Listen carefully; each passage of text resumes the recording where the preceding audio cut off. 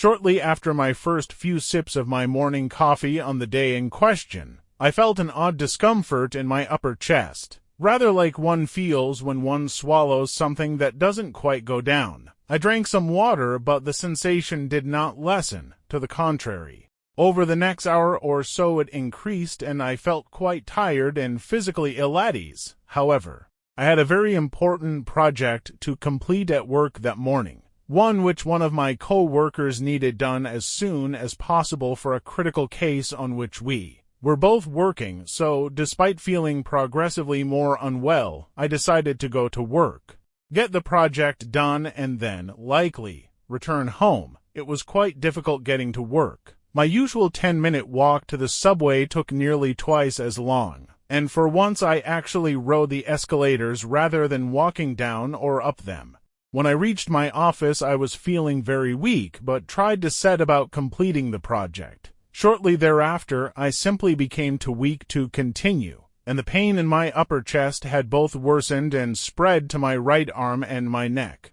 I spoke with one of the attorneys I work with, and he was immediately concerned by both my appearance and symptoms and said I should go to the hospital at once. One of my co-workers took me by cab to the hospital. I had refused to allow them to call 911. During the trip, I was extremely concerned that the project I had come in to complete remained unfinished, and that I had left my co-worker in the lurch. This is important to my particular case later on. After getting into a wheelchair brought by one of the hospital personnel, I passed out in the emergency room and awoke briefly, lying on my back with numerous people bending over me, removing my clothing and pasting various little white tabs to my chest. I had been in moderate but not agonizing pain for approximately 2.5 hours and was rather weary of the entire sequence of events. I remember saying to myself, "This is becoming very boring." Suddenly, I distinctly heard a very odd sound, between a pop and a snap, which seemed to originate within the upper rear area of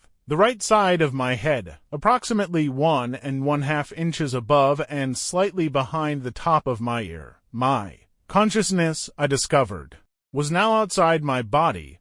I initially wondered whether I was dreaming, since the experience was somewhat similar to lucid dreaming, which I had practiced with some success for the past several years. However, I told myself that I could not be dreaming since I was not and had not been asleep. I simultaneously realized that the annoying pain was completely gone and, most surprisingly, that I could see my surroundings very clearly. I was amazed by this and that, without my glasses, I do not see clearly at all. I also felt wonderfully alert and full of energy, the more noticeable after the progressive lethargy I had been feeling for the past couple of hours. I saw a number of people working on something to my left.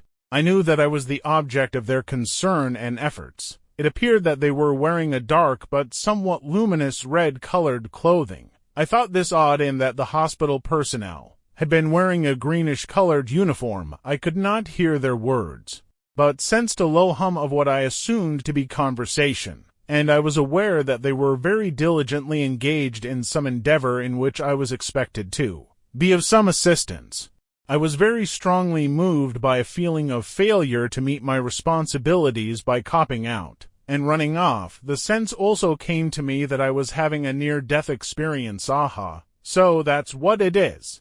I remember saying to myself, and also that it isn't supposed to be like this. The gnawing sense of having abandoned my responsibilities coupled with the lack of tunnels, or bright lights or other paraphernalia from the NDE literature. I considered this for a few moments and decided that it might be wise to return to my body, lest the sense of failure increase by this act of will, or so it seemed. I instantly returned to my body, and the annoying pain, the guilt was gone. However, as was the clearness of vision and alertness of mind, back in my body. I thought for a moment and wondered if I could get out again. I was very uncomfortable at that point. Instantly, I was back out. Only now the working figures were in front of me instead of to my side. There was no noticeable sound accompanying this exit. Again, I could see very clearly, and the pain was completely gone. However, the sense of failure in doing my duty was back again. This time I gave serious consideration to the value of staying where I was and dealing with the sense of failure or of returning to my body. After some very serious consideration, I decided that it was extremely unfair of me to stay where I was when others were depending on me, and so returned. As a test, I tried to leave the body once more. This time, my efforts were unsuccessful. In reflection, as I was on my way to undergo an angioplasty, I realized that during the entire episode, even the earliest moments, I had had no fear of dying, nor did I consider any need or even desire to make it right with the Christian or any other God. Indeed, my overall impression of the entire experience and its related phenomena were extremely interesting, though physically unpleasant. My primary mental focus during the entire series of events had been on my regret for failing to accomplish the work project which I had been assigned and my desire not to put my co-workers out any more than I already had.